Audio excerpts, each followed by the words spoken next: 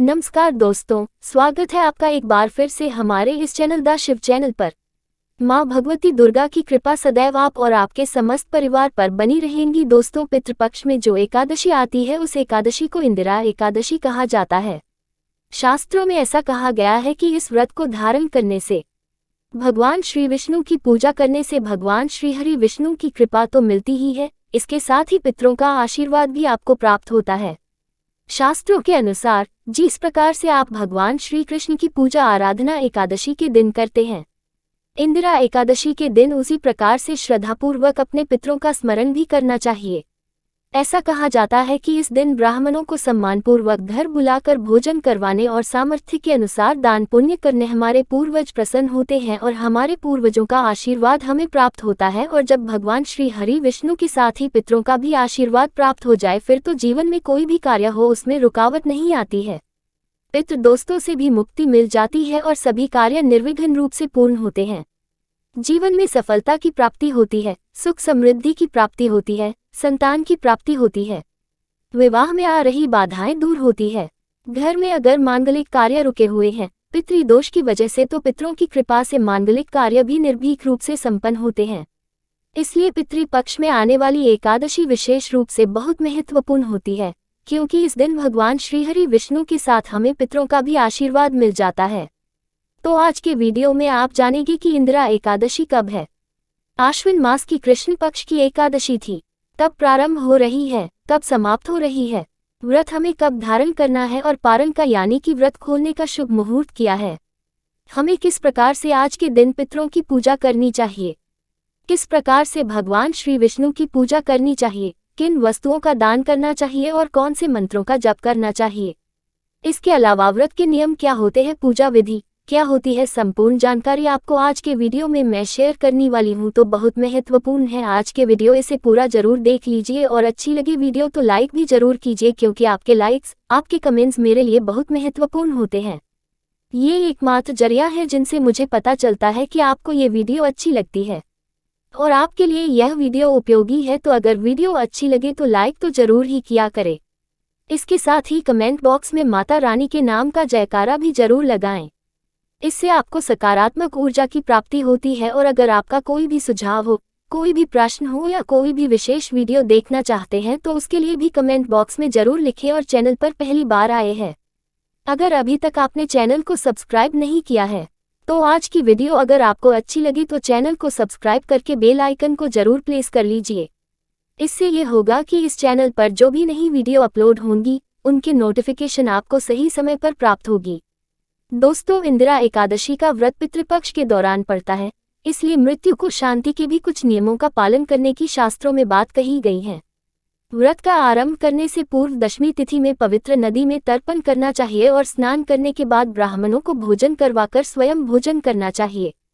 दशमी तिथि को सूर्यास्त के बाद भोजन नहीं करना चाहिए और इसके बाद अगले दिन एकादशी तिथि में सुबह जल्दी उठकर स्नान करके व्रत का संकल्प लेकर व्रत करना चाहिए। फिर भगवान श्री विष्णु की पूजा आराधना करके इसके बाद श्राद्ध और तर्पण करना चाहिए और इस दिन भी आपको ब्राह्मणों को भोजन करवाना चाहिए, ऐसा शास्त्रों में कहा गया है। तो एकादशी के दिन आप फलाहार करवा सकते हैं ब्राह्मणों को, या फिर चाहे तो भोजन भी करवा सकते हैं। देखिए, पितृपक्ष की एकादशी को लेकर कई लोगों के मन में संशय होता है कि क्या हम इस दिन ब्राह्मणों को अन्न का भोजन करवा सकते हैं। तो देखिए, ये समय पितृपक्ष का होता है, पितरों के निमित्त होता है, पितरों को ही समर्पित होता है। ऐसे में जिन लोगों का श्राद्ध एकादशी के दिन होता है तो उस दिन आप ब्राह्मणों को अन्न का भोजन करा सकते हैं, जो भी नियम पालन किए जाते हैं। श्राद्ध कर्म में, तर्पण व पिंडदान में वो सभी नियम उसी प्रकार से पालन किए जाते हैं जो कि अन्य दिनों में पालन करते हैं। आप तो इसमें एकादशी का भेद नहीं माना जाता। और फिर एकादशी के अगले दिन द्वादशी तिथि में दान दक्षिणा देने के बाद ब्राह्मण को भोजन करवाने के बाद स्वयं भी व्रत का पारण करना चाहिए। इस दिन दान क्या देना चाहिए, तो देखिए, इस दिन आप अनाज का दान कर सकते हैं, फलों का दान कर सकते हैं, सामर्थ्य के अनुसार धनराशि का दान कर सकते हैं, गुआ का दान कर सकते हैं, मतलब गाय दान कर सकते हैं, आप भूमि का दान कर सकते हैं। देखिए, पितृपक्ष का समय चल रहा है तो हम जो भी दान करते हैं हम पितरों के निमित्त ही दान करते हैं। तो आप अपनी इच्छा के अनुसार, सामर्थ्य के अनुसार एकादशी व्रत का पालन करने से पहले दान कर सकते हैं। जितना चाहे जो चाहे तो अपनी सामर्थ्य के अनुसार दान दक्षिणा देने के बाद आप स्वयं शुभ मुहूर्त में व्रत का पालन कर सकते हैं। और अब जानते हैं कि एकादशी तिथि का प्रारंभ हो रही है, कब समाप्त हो रही है और व्रत हमें कब धारण करना है। देखिए, अश्विनी मास की कृष्ण पक्ष की एकादशी तिथि प्रारंभ हो रही है 9 अक्टूबर 2 को 12:37 पर। दोपहर में 12:37 पर एकादशी तिथि प्रारंभ होगी और समाप्त हो रही है 10 अक्टूबर को दोपहर में 3:09 पर। तो व्रत हम कब धारण कर रहे हैं? व्रत हम सूर्योदयकालीन तिथि में ही धारण करते हैं। ऐसे में 10 अक्टूबर 2023 को इंदिरा एकादशी का व्रत रखा जाएगा। 10 अक्टूबर को सूर्योदय काल का समय रहेगा सुबह 6:25 पर और सूर्यास्त का समय रहेगा शाम को 6:02 पर। और इस दिन अभिजीत मुहूर्त का समय रहेगा दोपहर में 11:50 से दोपहर में 12:37 तक। और इस दिन राहुकाल का समय रहेगा दोपहर में 3:08 से शाम को 4:35 तक। अभिजीत मुहूर्त में आप कोई भी नया कार्य कर सकते हैं, कोई भी शुभ कार्य कर सकते हैं। कहा जाता है कि अभिजीत मुहूर्त का जो समय होता है भगवान श्रीहरि को बहुत प्रिय होता है, लेकिन राहुकाल में किसी भी प्रकार के नए कार्य की शुरुआत नहीं करनी चाहिए। इसके साथ ही कोई भी शुभ कर्म, पूजा पाठ इत्यादि राहुकाल में नहीं किया जाता। और आप जानते हैं इंदिरा एकादशी के पारण के शुभ मुहूर्त के बारे में।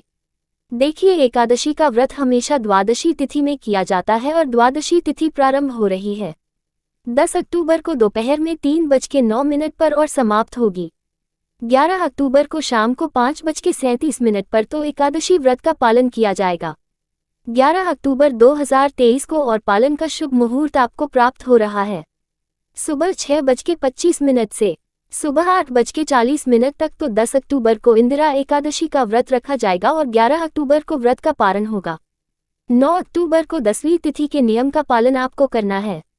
और देखिए, अगर आप व्रत नहीं भी कर पाते हैं किसी भी कारणवश, तब भी आपको अपने पितरों के निमित्त आज के दिन भगवान श्रीहरि विष्णु की पूजा भी करनी चाहिए और पितरों के निमित्त दान तर्पण जरूर करना चाहिए। क्योंकि देखिए, शास्त्रों में ऐसा कहा गया है कि पितरों के निमित्त इंदिरा एकादशी के दिन व्रत करने से या फिर तर्पण करने से पितरों को यमलोक में यातनाएं नहीं जानी पड़ती है, उन्हें मोक्ष की प्राप्ति होती है। और जैसे कि मान लीजिए कि आप वर्ष में कोई भी एकादशी नहीं करते हैं, तब भी आप इंदिरा एकादशी का व्रत धारण कर सकते हैं अपने पितरों के निमित्त उनकी कृपा की प्राप्ति के लिए और पितरों की मुक्ति के लिए, पितरों की आत्मा की शांति के लिए संकल्प लेकर आप इस एकादशी का व्रत धारण कर सकते हैं। और इसका सारा पुण्य अपने पितरों को समर्पित करके आप तमाम तरह की पितृ बाधाओं से मुक्ति पा सकते हैं, पितृ ऋण से मुक्ति पा सकते हैं। क्योंकि इस दिन व्रत धारण करने से और एकादशी के दिन श्राद्ध करने से, श्री हरि की पूजा करने से 7 पीढ़ियों तक के पितर पाप से मुक्त हो जाते हैं, नरक में गए हुए पितरों का उद्धार हो जाता है, पितरों की आत्माएं मुक्त हो जाती है, आपको आशीर्वाद देती है। तो आपको आपके जीवन में हर क्षेत्र में सफलता की प्राप्ति होती है। तो ये दिन आपके लिए बहुत महत्वपूर्ण है। अगर आप व्रत नहीं करते हैं बाकी एकादशी का, तब भी आप आज की एकादशी का व्रत करके और इसका सारा पुण्य अपने पितरों को समर्पित कर दीजिए। और हाँ, पितृपक्ष की एकादशी में कुछ विशेष नियम होते हैं, कुछ विशेष सावधानियां भी होती है। जैसे कि इंदिरा एकादशी पर सूर्योदय से पहले उठने का प्रयास करें। जरूरी नहीं है आप व्रत करेंगे तभी आपको जल्दी उठना है, आप व्रत नहीं भी करते हैं तब भी आपको जल्दी उठना जरूर चाहिए। वैसे पूरे पितृपक्ष में आपको जल्दी उठना चाहिए, लेकिन अगर आप नहीं उठ पाते हैं तो कम से कम आज के दिन तो जरूर उठे। घर में लहसुन प्याज का तामसिक भोजन का बिल्कुल भी प्रयोग नहीं होना चाहिए और भगवान श्री विष्णु की पूजा करते समय बिल्कुल भी काले या नीले रंग के वस्त्र नहीं धारण करने। एकादशी के व्रत विधान में परिवार में शांतिपूर्वक माहौल रखना चाहिए और घर में लड़ाई झगड़े का माहौल बिल्कुल नहीं रखना चाहिए। एकादशी के व्रत में चावल खाने से परहेज करें, मतलब अगर आप व्रत नहीं भी करते हैं तब भी आपको आज के दिन चावल का त्याग करना है। पालक, बैंगन, मसूर की दाल, ये सभी चीजें भी आज नहीं खानी चाहिए। इन बातों का ध्यान रखिए। अगर आप व्रत नहीं भी कर पाते हैं तब भी आपके पितरों का आशीर्वाद आपको प्राप्त हो जाता है और भगवान श्री विष्णु की कृपा भी प्राप्त होती है। तो दोस्तों, ये है आज के वीडियो जिसमें इंदिरा एकादशी व्रत से संबंधित संपूर्ण जानकारी मैंने आपसे शेयर की। उम्मीद करती हूँ आपके लिए उपयोगी होगी। मिलते मैं आपसे अगले वीडियो में, तब तक के लिए नमस्कार।